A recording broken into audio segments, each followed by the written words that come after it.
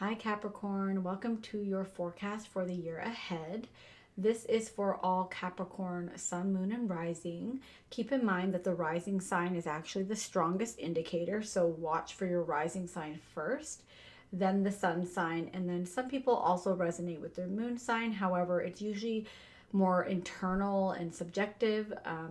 And then I do recommend, if you have a lot of planets in Capricorn in your chart, like a stellium in Capricorn or a stellium in your 10th house, to also listen to this because some of the themes may be applicable to you as well. So the first transit I want to talk about is Venus retrograde in Capricorn, so in your own sign. So this has been an ongoing theme. She went retrograde December 19th and will remain in retrograde until January 29th. This is in your first house, Capricorn. And then once she goes direct, she will stay in your first house all the way through March 6th. So this is all about you. The first house is our physical body. It's our image. It's, our appearance. It's the body. It's first impressions, our attitude, our identity. It's our approach to life. It's us, right? So you might be rethinking your image, your style, how you present yourself to the world.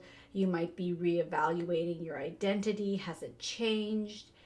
It looks like you might want to be, changing how you're seen by others to maximize your potential out in the world. So this could be physically, but also, in terms of your personality. So, be careful with makeovers because Venus is retrograde. Venus is all about love, beauty, money, finance, our self-esteem, self-worth, what we value. But beauty's in there as well. So it's not recommended to have a big makeover. Don't do anything drastic with your hair. Don't start to dress a new way when Venus is retrograde, because once she goes direct, you may no longer like that anymore, right? You're wearing these Venus goggles where everything's looking a certain way, and then once Venus goes direct, it looks different.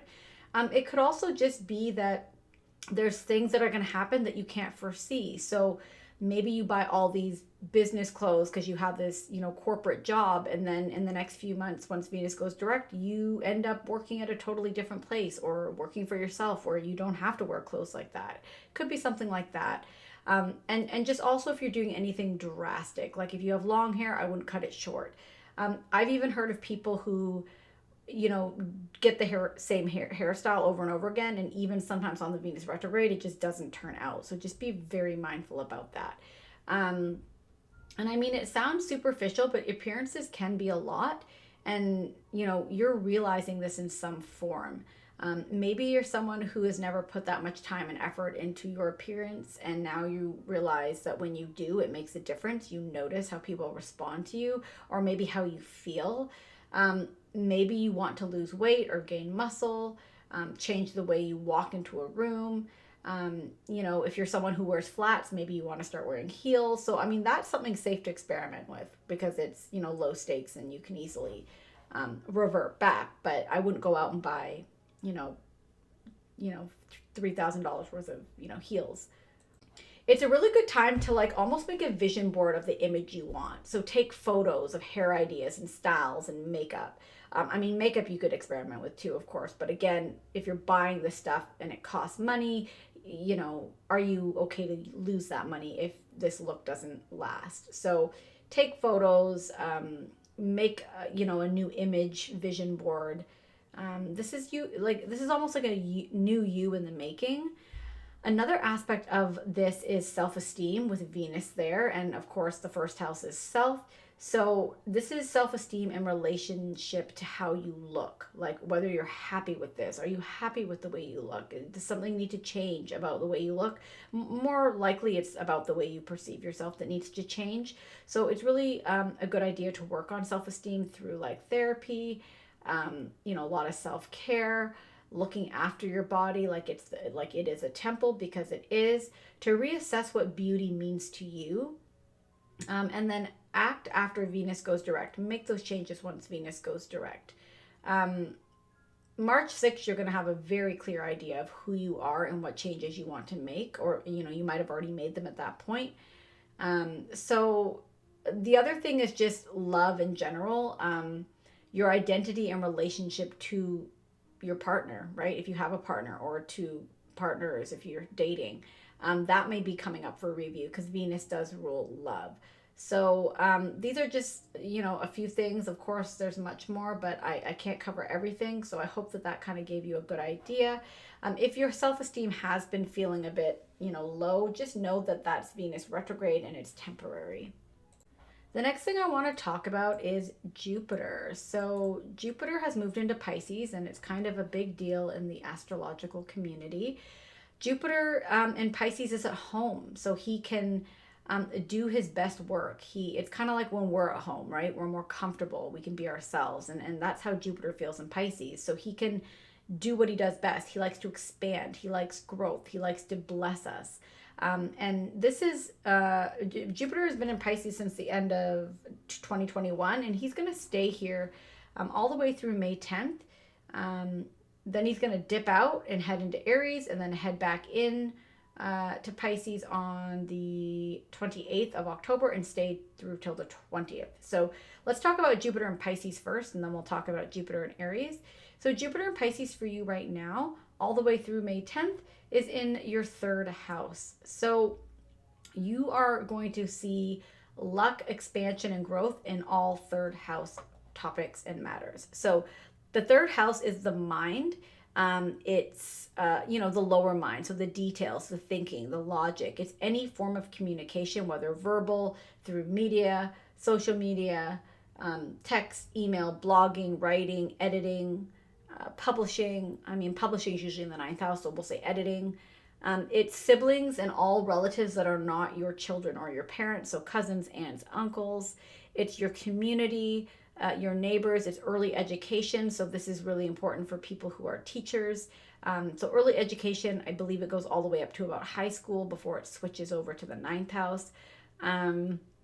This, also rules like transportation. So the route that you take to get to where you need to go, but also the vehicle that you use, whether that's a car, a train, a plane, a wheelchair, it doesn't matter. So blessings here. You could receive like opportunities to advance your training in some way. Now, it wouldn't be like a master's or a PhD because it's the third house, but it might be a tech course or something like that, something that you can do pretty quickly. Any jobs in communication, you're going to see a boost. You're going to see a boost maybe in income and clientele, in positive feedback from your boss and your employees. If you're marketing, writing, blogging, all those things are going to see growth.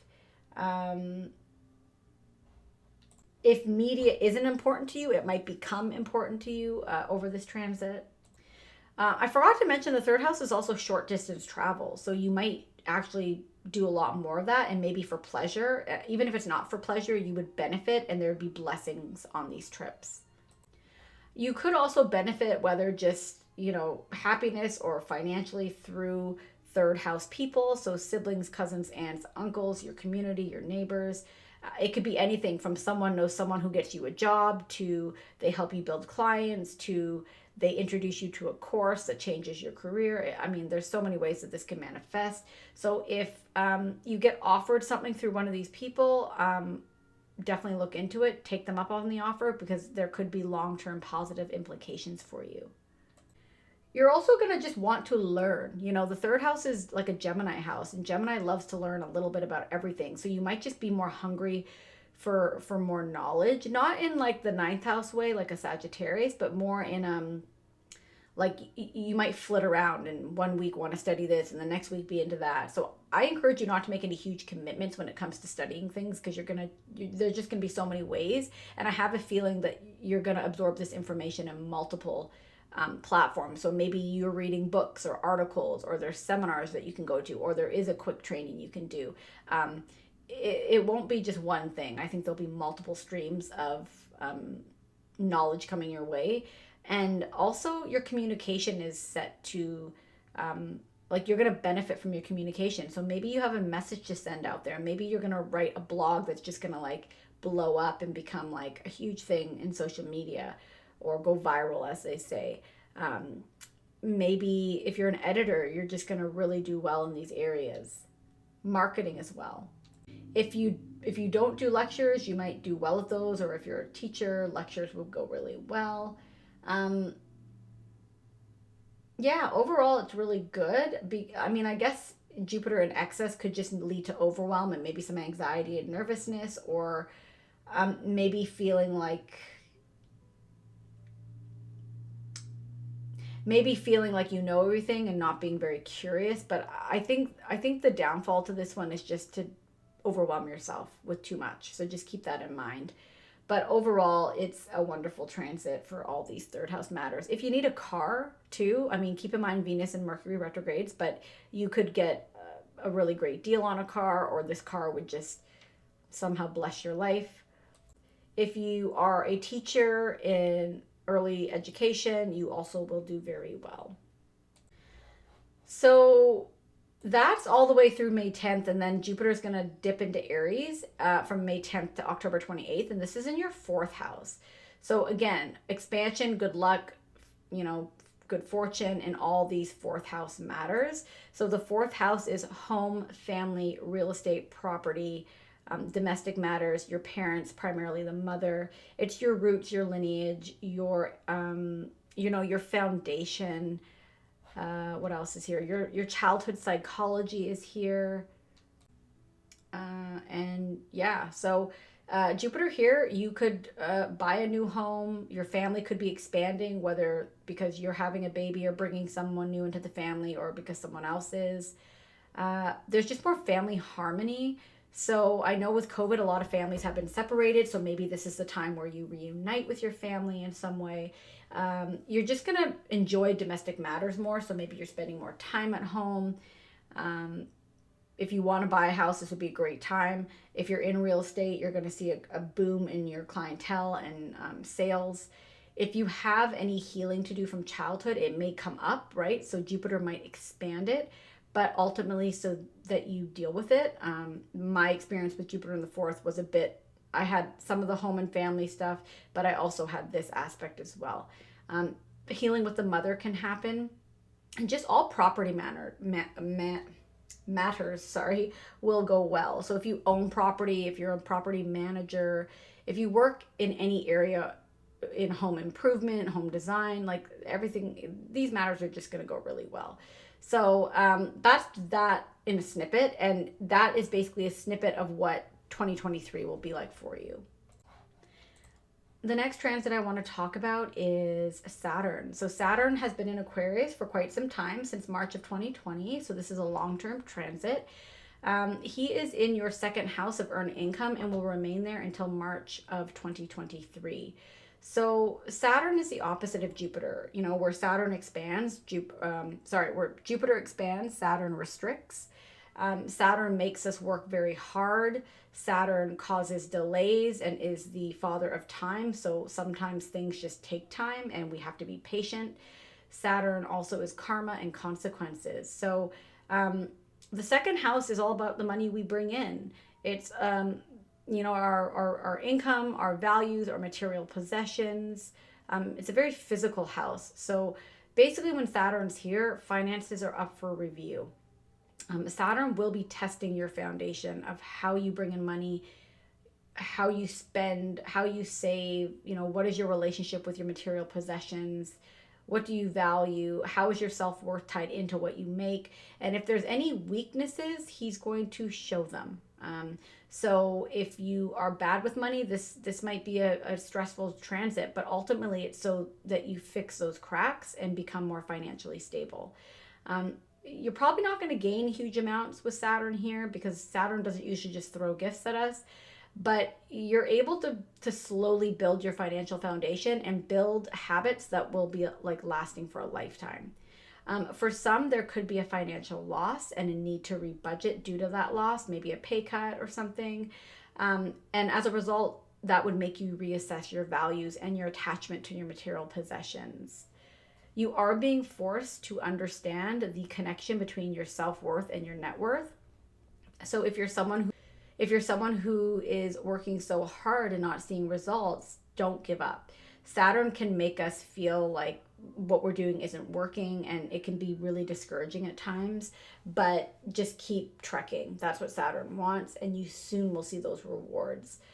It's really important to realize that you are not what you own or earn. Your material possessions do not make you more worthy or important.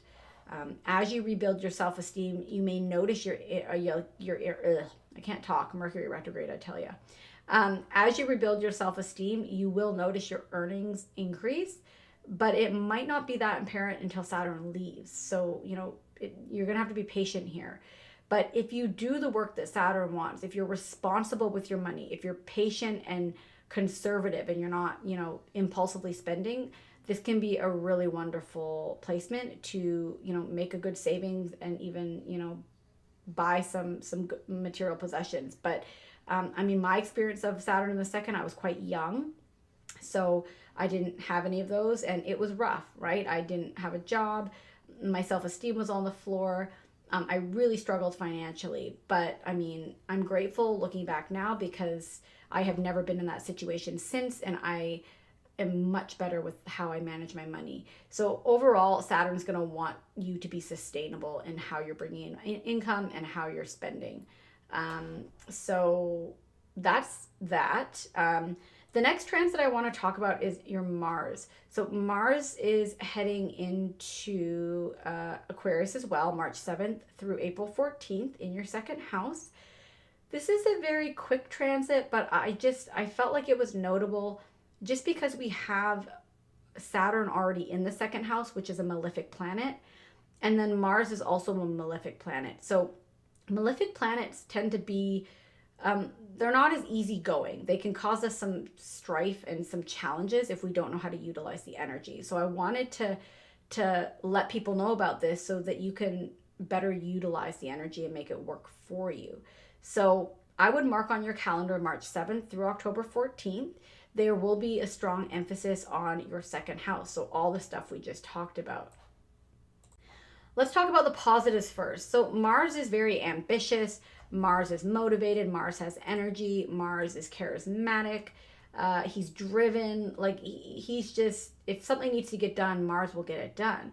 So on the positive, you might be more ambitious when it comes to money ventures and gaining material possessions. Maybe you work more hours. Maybe you're more motivated to save money. Maybe you start seeking out financial advice and really educating yourself on what's best for you long term. So it can be really great for earning more money, saving more money, opening up new avenues of more money. But the negatives of Mars is that he, is impatient. He's impulsive. He causes conflicts. He's aggressive, very inflammatory. So be careful of impulse buying. Because it would not work in your favor, especially with Saturn sitting there. There would be consequences. Be careful that you're not overly competitive and ego-driven and too focused on material possessions. And Mars can also cause conflicts and arguments. So if there are issues around money or your paycheck or your earnings, you might see some flare-ups in those areas. You might feel impatient with some of the material possessions that you want to buy or own at some point. But overall, I feel like you're going to be more independent in your career and business. You're going to be, just more ambitious overall. I encourage you to utilize this energy to make a money vision board. What are your money goals? Seek out financial advice. Instead of impulsively trying to gain more through like maybe risky ventures or unclear contracts, just envision right now, make a plan, think about it. Because if you try to gain more impulsively, it could work against you. So utilize this energy to make a money vision board, and just know that you will get where you want to go if you're patient and slow down. The next transit I want to talk about is Uranus going direct in Taurus, January 18th, and this is in your 5th house. So Uranus is a planet of innovation, rebellion, breaking free. He's kind of a wild card because we don't ever know what he's going to do. He's like he likes to shock, and that can be amazingly shocking information or decisions or news, or it can be devastating. Like we just don't know. He's very impulsive, very unstable. The fifth house is the house of love, romance, sex, pleasure, joy, creativity, fertility, children, childlike expression, like our inner child, self expression, drama, our talents or hobbies, speculation.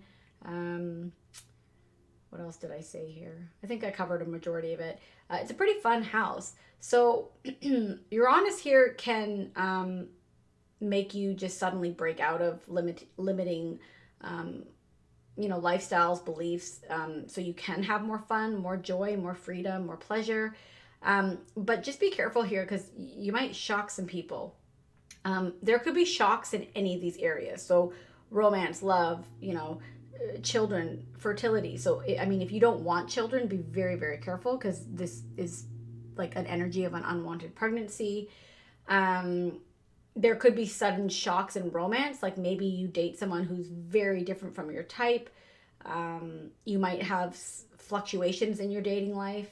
You may suddenly fall in love, but I don't know that it would last with this energy. So just be mindful there. I encourage people to just have fun with this transit. Be very flexible. There could be sudden loss or gains with speculation. So again, be careful if you're a gambler because it could work really well, but it could also go the totally opposite way. Positives are that you realize a talent and you grow it. Your children inspire you or reach milestones. That you are better at, excuse me, that you are better at self-expression, like your authentic self. That you give yourself permission to seek more joy and pleasure. If you're in drama and acting, these things can go well too. Just be careful not to overdo it. With too much pleasure seeking, this could work against you and have some consequences. And if you feel itchy feet, channel this energy into creativity versus causing havoc in your romantic life. The last transit I want to talk about are the eclipses. So yeah, where are the eclipses? So the eclipses are in Taurus and Scorpio this year. So for you guys, that is the transiting north node is in your 5th house and the transiting south node is in your 11th house. I have put the dates on the screen, but just keep in mind this is happening all year long, but around these dates you might notice a concentration, in these topics I'm going to talk about. So the north node is, our fate and destiny. If we are not on the right path, the north node will put us on that right path, and it can be abrupt. And it can be good or not so good. I mean, it's always good, but it might not feel good at the time because this is all about beginnings and endings. So there is a big theme of your 5th house this year with Uranus going direct and the North Node being in the 5th house, because Uranus and the North Node are similar in the sense that they're both, they can both shock. They're both out of the blue sometimes. And sometimes we don't feel like we have control. So some may decide to change a hobby into a business. You may realize a talent and start to nurture it. You might just become a more fun person and seek out joy and pleasure more often and be, more childlike. As a result, this would attract more fun into your life. If you're single, dating will be very fun. Not sure if any of these people might last, but they're going to be like almost karmic in nature. You're being asked to just enjoy the moment. Some might feel luckier and just more enthusiastic. So, if you feel the urge to gamble, go for it, but just make sure you're not betting everything and that you're getting kind of in over your head. Some people might just feel luckier and just more enthusiastic. If you were focused on a group or friends or some type of organization, you might be putting more effort and energy into yourself and your own personal needs. For some, a child might be born. Again, this is very karmic. I mean, I think all births are karmic, but it could also be a creative baby, right? If you don't have children or want children. For people in drama, you could get that role. So, I mean, overall, this is I think it's a fun transit. It's great for people who are artistic, so musicians, you know, creative types. You're going to just have a blast with this energy. So, I mean, if you want to get pregnant, this is a great time. It would be a lot easier. Your relationship with your children might increase as well. So overall, it's a wonderful transit. Enjoy yourself. And know that, you know, this doesn't happen all the time, right? We go through phases where, you know, we get to just focus on fun. So enjoy it. So Capricorn, that's kind of what I have for you. I hope that it was clear, made sense. It is Mercury retrograde, and I've been noticing I'm stumbling quite a bit, so I apologize. But you know, share, like, comment, subscribe. If any of these themes resonated, I'd love to hear about it if you're comfortable. If there's something I didn't mention related to one of these transit, I'd love to hear about it as well. But yeah, thanks for tuning in. Please like, share, subscribe, and stay tuned for some more videos.